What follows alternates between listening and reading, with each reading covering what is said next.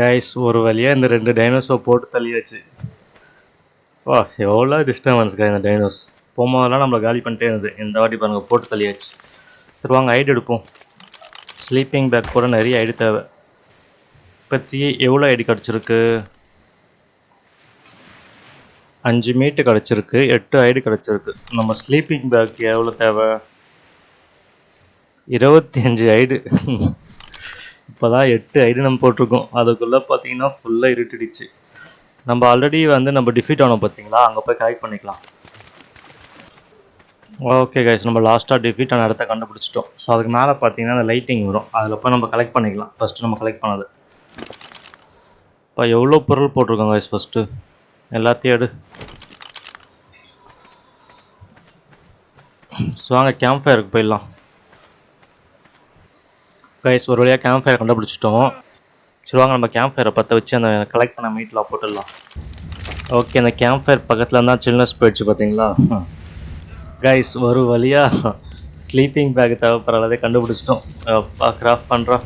இப்போ ஸ்லீப்பிங் பேக்கை போட்டுடலாம். இந்த கேம்ப் ஃபயர் பக்கத்துலேயே கொஞ்சம் தள்ளி போடலாம், இங்கே போட்டுடலாம். அப்போ போட்டாச்சு கைஸ். ஸோ இன்றைக்கி நைட்டுக்குள்ளே நம்ம என்னென்ன பண்ணியிருக்கோம், ஸ்லீப்பிங் பேக்கும் இந்த கேம்ப் ஃபயரை மட்டும் போட்டிருக்கோம். மழை வேறையா இதில், சூப்பர்.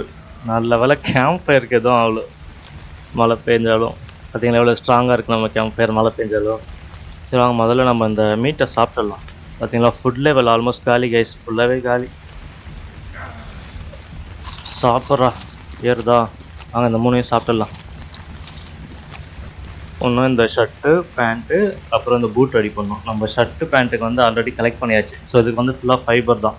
இதெல்லாம் செடியில் போய் கலெக்ட் பண்ணாலே ஃபைபர் நிறைய கிடைச்சிரும். ஸோ வாங்க இப்போ ஷர்ட்டை ரெடி பண்ணிக்கலாம்.